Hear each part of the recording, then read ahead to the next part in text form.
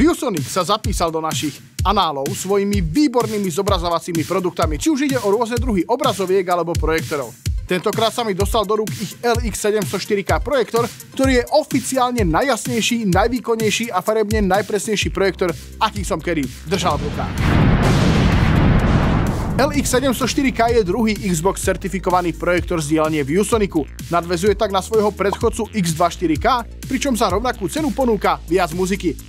Teda muziky zrovna nie, lebo jeho vstavaný reproduktor za veľa nestojí a je takmer na úrovni zvuku z kancelárskych projektorov. Počujeme, že mesto sa doslova topí pod parkom. Kvôli štrajku nespokojných smetiarov. Ale s tým sa počíta, toto nie je kompletné all-in-one smart zariadenie. Projektor exceluje predovšetkým v Exceli, kecám, predovšetkým v oblasti svetelnosti a farieb.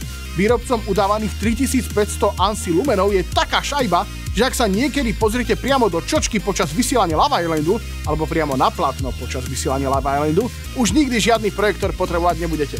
Nie, vážne, nerobte to, zničíte si zrak a mozog. Nie je to sranda. A do tej čočky sa tiež nepozerajte. Dôležité je, že si vďaka tomu môžete užívať jasný a ostrý obraz a stále viditeľné detaily aj v tmavých pasážach, nielen v úplne zatemnenej miestnosti, ale dokonca aj pri miernom svetle spôsobenom nočnou lampičkou alebo nezbedným slnkom vykúkajúcim do vášho jednoizbového bytu z jediného okna, ktoré tam máte. Za to je zodpovedný modrý laserovo-fosforový zdroj svetla, po anglicky Blue Light Phosphorus alebo teda BLP.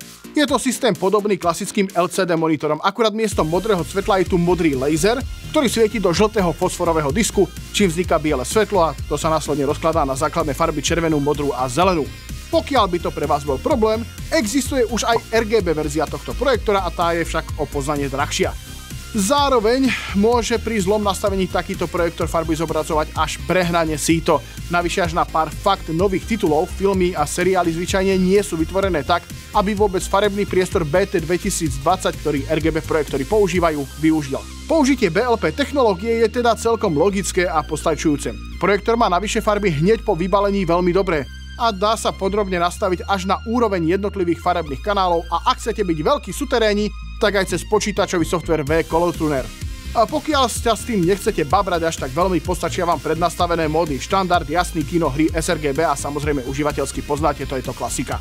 Štandard vám postačí na väčšinu vecí, vrátane hrania hier. Jasný režim posúva farby viac do modra, čo dáva zmysel a na hry chcete mať obraz jasnejší. Kino režim má farby blížiace sa realite a je preto skutočne najvhodnejší na sledovanie filmov a seriálov, aj keď je logicky trošku tmavší ako ten jasný. Ak ste fajnšmekri, tak si môžete prepnúť na sRGB, ktorý farby posúva ešte viac do teplých odtieňov, ale nie prehnane, takže pleťovka vyzerá stále dobre. Projektor vám poskytne uhlopriečku až do veľkosti 300 palcov pri pravom 4K obraze, pričom užitočná projekčná vzdialenosť začína už od 0,7 metra. Okrem ostrenia a veľmi veľkého priblíženia sa obraz dá mechanicky posúvať aj vertikálne, čo je vec u nesmart projektorov dosť ojedinelá. Nastavenie rohov obrazu vo všetkých 4 smeroch vám navyše umožní mať ho postavený aj trochu bokom od plátna. Pretože ale ide o takýto kanón, ideálne ho chcete používať ako súčasť domáceho kina a mať ho pekne krásne pod stropom, tak ako to Boh zmýšľal. Začal som o tom kine a o tom, že vstavaný reprak vám kinozážitok rozhodne neprinesie. Aby ste si to naplno užili, je tu mnoho využiteľných portov. Predovšetkým sú to 2.2.0B HDMI porty, RS232 port, ktorý asi úplne nevyužijete, USB-A, ktoré poskytuje napájanie smart donglu, ako je Chromecast, Apple TV, Fire TV, Roku a podobné. 12V spínač, ktorý sa dá napojiť na vaše smart elektrické zariadenia, takže pri spustení projektoru napríklad automaticky zatiahnu rolety a vypne svetlo. Dôležitý je klasický 3,5 mm audio výstup, ideálne pre nejakú tú peknú 5.1 či 7.1 reproduktorovú zostavičku a nakoniec napájanie. Všetko je umiestnené vzadu, takže po bokoch je dostatok miesta na prieduchy a chladenie. A že je čo chladiť. Projektor navyše obsahuje technológiu eARC, vďaka ktorej sa dá zvuk posielať priamo cez HDMI kábel. Na vrchnej strane potom nájdete niekoľko štandardných ovládacích tlačidiel a čo ma mierne prekvapilo, infračervený snímač, aby sa ľahšie používalo diaľkové ovládanie. Ďalší totiž nájdete štandardne v prednej časti vedľa šošovky. Mimochodom, čo rozhodne musím skritizovať, je chýbajúca krytka na šošovku, ktorá chráni nielen pred prachom a teda zvyšuje životnosť projektora, ale aj pri presúvaní prístroja. Čo sa týka spomínanej životnosti, očakávať môžete 30 000 hodín pri konštantne zapnutom ekomóde, ale vážne, kto používa ekomód, že? Jedine tak v noci, keď si chcete pospať a vadil by vám prehnaný hluk, pretože áno, pri ekomóde je aj chladenie tichšie. inak je to teda skôr tých 20 000 hodín. Čo ma veľmi potešilo, sú podsvietené gombíky na diaľkovom ovládači. Čo ma až tak nepotešilo, je ich jas. V tmavej miestnosti vám to prakticky vypáli do zrničiek menší kráter, takže budete musieť chvíľu ostriť a keď konečne zaostríte, tak diaľkové zhasne, lebo zbytočne dlho nikdy nesvieti, čo je asi dobre?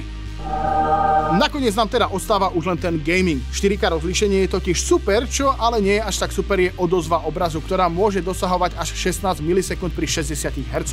Projektor sa však dá práve z tohto dôvodu prepnúť do režimu ultra rýchleho vstupu, čím sa odozva zníži na 4,2 milisekundy pri až 240 Hz, ale, áno, ďalšie ale, len pri rozlíšení 1080p. Pokiaľ chcete v tomto režime aspoň 1440p, nepresiahnete 120 Hz.